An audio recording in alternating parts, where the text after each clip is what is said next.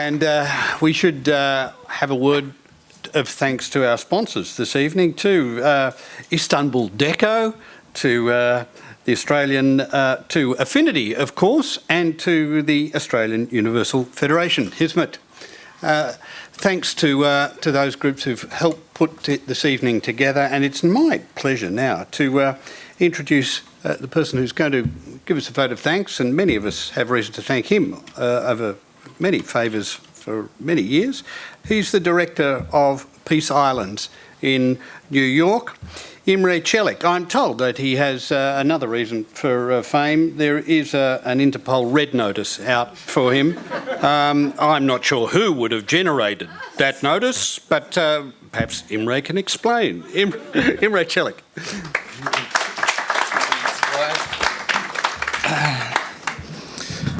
Firstly, good evening, friends and potential friends. Of course, it's great to be back home. Sydney's my hometown. I left in 2002. I've ended up in Manhattan 6 months ago, and I spent 10 years in Washington, and it's Washington that's brought that fame, fortunately or unfortunately. So I'm somewhat at the receiving end, similar. Of course, my circumstances are different. I'm being persecuted by way of Ankara for my dissent. It's really not dissent. It's perceived as that. And there's a whole myriad of sub-stories that I won't go into, but I've ended up with a red notice for my, I would like to think, positive activism, but people in Ankara think otherwise. So mine's an easier story than those that have been uprooted.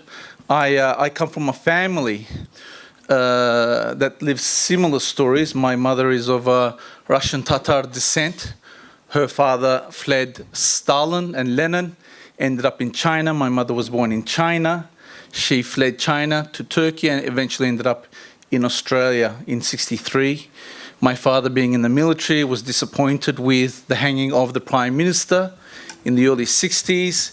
He left Turkey for Germany, and via Germany he ended up in Australia in '66. So I'm probably one of the first Turkish families, Turkish out of Istanbul before migration started in '68. So that's an important story. And it's the first time I've listened to my mother. My mother was ill for 10 days, so I grabbed my camera and I got her to talk. She doesn't like telling the story, but it's important that these stories are told for the benefit of A, the person telling the story, B, her immediate surroundings, her family, and future family, friends, and others that may want access to this particular one story. And it's important that every individual that suffers as a result of being a refugee, like my mother and to some degree like my father, are individuals. Everyone has a story. I grew up with Assyrians, Iraqi Assyrians, and Vietnamese and Cambodians. I had a wonderful Cambodian neighbor, and majority of my classmates were Vietnamese. And I regret that I didn't ask. Maybe as a school kid, it's difficult to. That's not your priority.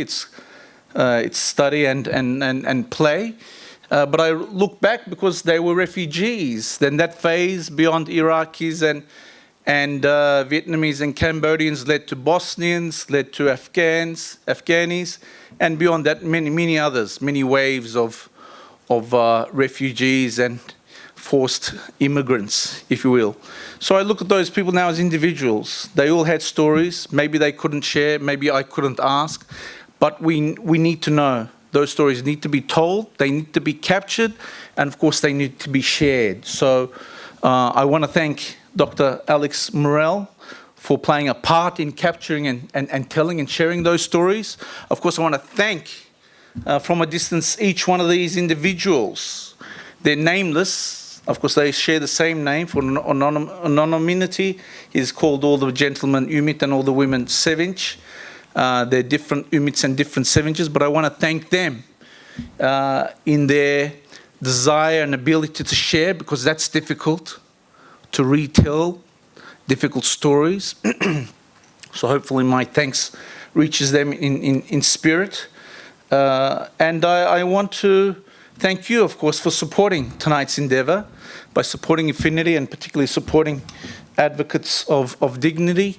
These are institutions that need to be supported in regards to, as the sign says, building bridges, dialogue, education, service, but really within the framework of tonight's topic of retelling these stories. They need to be captured and they need to be told. We're in a mass media era. People's attentions only last a few minutes, maybe a few seconds at best. So the more of us that are telling these types of stories, the more informed we become, the more informed others become, particularly those others that have a concept of the other. They have a prejudice of the unknown, which leads to possible misunderstanding, hate, and God forbid, other things beyond that. So it's imperative for those people of goodwill to take a stance, a proactive stance, and to play a part in this storytelling process. And as a side note, another main reason we're here, so the storytelling continues for Alex and I, and he's been a wonderful travel partner for the last 4 or 5 days. This is Alex's maybe 6th or 7th country. He's preparing a book that's going to be telling the story, not only of these individuals, but a wider story of the Hizmet movement. A lot of this is being captured in book form, in textual form, of course, but storytelling within a visual dimension is critical, particularly through photographs that capture an instance in time, that capture the grit, that capture the emotion. So that's something to look forward to as Alex continues his journey in telling the story of not only the refugees, but the broader Hizmet story. So again, thank you, Alex. Thank you, everyone, and a very special thank you to all the families that have shared, and thank you to our moderator as well. Have a lovely evening. Thank you very much, everyone.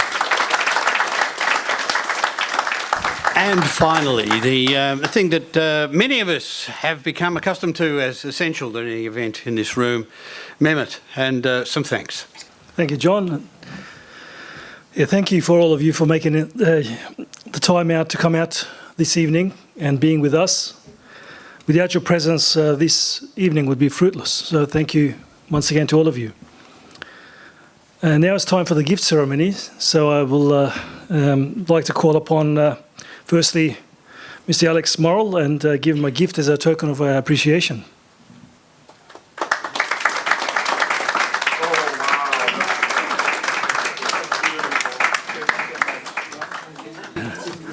And I'll call upon Mr. John Cleary also to give him a gift.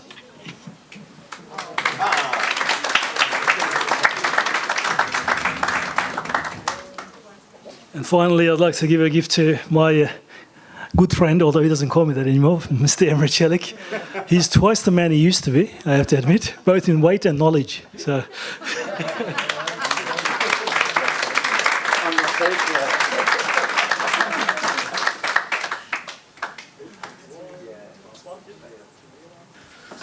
Well, what I will eat out of from now on.